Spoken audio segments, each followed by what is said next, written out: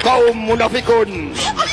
Hai antek-antek asing, Prabowo Gibran bersama rakyat Indonesia.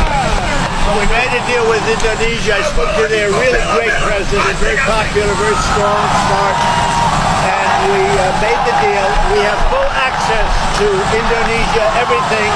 As you know, Indonesia is very strong on copper, but we have full access to everything. We will pay no tariffs. So they are giving us access into Indonesia, which we never had. That's probably the biggest part of the deal. And the other part is they are going to pay 19%, and we are going to pay nothing. I think it's a good deal for both parties. But we will have full access into Indonesia. And we have a couple of those deals. Indonesia gelap. Indonesia gelap. Indonesia gelap. Indonesia gelap. Jujur, baru sekali ini saya melihat ada presiden yang suka menyindir-nyindir rakyatnya. Rakyat sudah banting tulang untuk bekerja mati-matian, tidak dapat bekerja di PHK, bahkan untuk di PHK pun harus bayar pajak. Dari hidupnya mulai bangun pagi sampai tidur kembali, sampai mau mati pun harus bayar pajak. Dan ketika orang memprotes, malah dibalas dengan sindiran, Indonesia gelap, Indonesia gelap.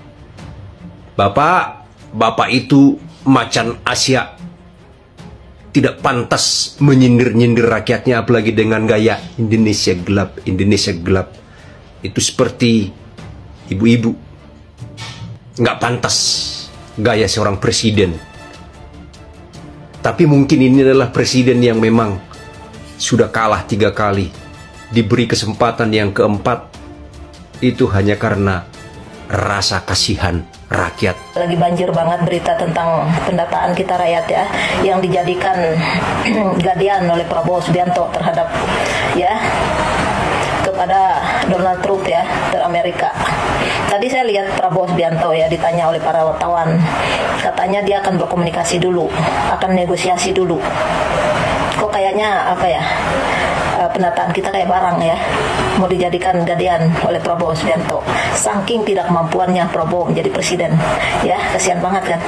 Tapi besar mulut dia, pidato-pidato ya, ngenyek-nyenyek rakyat, nyinyir-nyinyir rakyat. Sudah tidak punya kemampuan, nyinyir lagi ya. Setiap pidato selalu nyinyirin rakyat. Baru lihat saya presiden suka nyinyir di media ya. Dan tadi saya dengar menterinya yang ngenteng-ngenteng kepala ya, saya nggak tahu apa kepalanya berat apa sih ya, apa ngantakan rambutnya ya. Katanya nanti dia akan bicara koordinasi dulu sama Menko Ekonomi. Berarti pendataan kita teman-teman akan dijadikan digade untuk membangun perekonomian. Kasihan banget kan, padahal pulau di negara kita teman-teman ada 3.000 pulau. Tambang ya di mana-mana di negara kita. Negara kita ini paling kaya dengan rempahnya, kaya dengan isi lautnya ya. Tapi bisa Prabowo ingin merampok gitu pendataan kita. Ya dicuri pendataan kita nih, diserahkan kepada Donald Trump. Ya. Saya sih nggak tahu benar nggak untuk membangun ekonomi ya.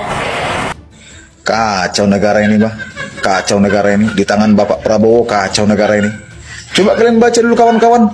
Prabowo setuju rumah dinas DPR jadi jatah menteri dan wamen. Ini 8 bulan Bapak dilantik, masih berkecimpung, masih mutar-mutar di sekitar jatah menteri, jatah wamen, komisaris, masih mikirin bagi-bagi kue ke menteri, kue ke wamen, ke komisaris, ke petinggi-petinggi, ke jenderal-jenderal.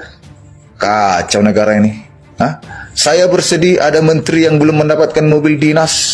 Saya bersedih melihat gaji hakim kecil dinaikkan 280%. Bagaimana Ibu Sri Mulyani Menteri Keuangan bisa dibuka saat ribuan masyarakat menangis kesusahan karena digusur dari tanahnya. Bapak bagi-bagi kue ke menteri. Saat jutaan orang menganggur, Bapak memberikan rangkap jabatan kepada wamen. Kupikir Bapak ini menjadi tauladan, kupikir Bapak ini menjadi panutan, menjadi contoh yang baik. Malah Bapak yang membuat kacau sistem di negara ini. Saat ribuan orang menangis di TNTN. Kalau Prabowo bilang ini negara kita negara kaya, non migasnya aja udah kaya, tapi kok bisa pendataan rakyat digade oleh Prabowo Subianto? Ya, luar biasa kan? Ya, hebatnya Prabowo, ya. Kalau menurut saya teman-teman, kalau udah nggak mampu Prabowo untuk membangun negara kita, mending turun aja, ya, daripada negara kita rusak. Ya, kita memang tidak dijajah lewat senjata, tapi kita dijajah lewat hal-hal seperti ini. Ya, saya belum pernah dengar ada suatu negara ya yang mengambil data rakyatnya dan digade untuk membangun ekonomi. Mana negara paling miskin ya di dunia ini? Kalian pernah dengar nggak mereka menggade data rakyatnya? Kan tidak ada, cuma ada di Indonesia sini. Coba kita lihat saat ditanya oleh wartawan Prabowo, apa berani? Mampu dia menjawab tidak, ya. Ini penipuan ya dari pemerintah terhadap kita rakyat, ya. Tapi kita tidak mendengar wakil rakyat kita DPR ini ya bersuara tentang kita rakyat. Masalah penggadean, masalah pendataan itu juga rahasia negara. Kemarin saat ditanya sama Pak Anies, katanya apa Anda cinta sama negara, ya. Ini rahasia negara. Nah, data kami rakyat juga rahasia negara, Prabowo Subianto. Apa data kami bukan termaksud rahasia negara? Nah, sekarang dibeber-beberkan oleh Prabowo Subianto. Malah ini diserahkan, digade oleh Prabowo Subianto ke tangan Amerika untuk menjamin perekonomian. Kan kita udah bilang Prabowo Subianto, untuk membangun ekonomi ini, kamu bangun akarnya yaitu hukum. Nah, kalau hukum tidak mampu kamu jaga, mau kerja sama siapapun, tetap ekonomi ini tidak bisa naik.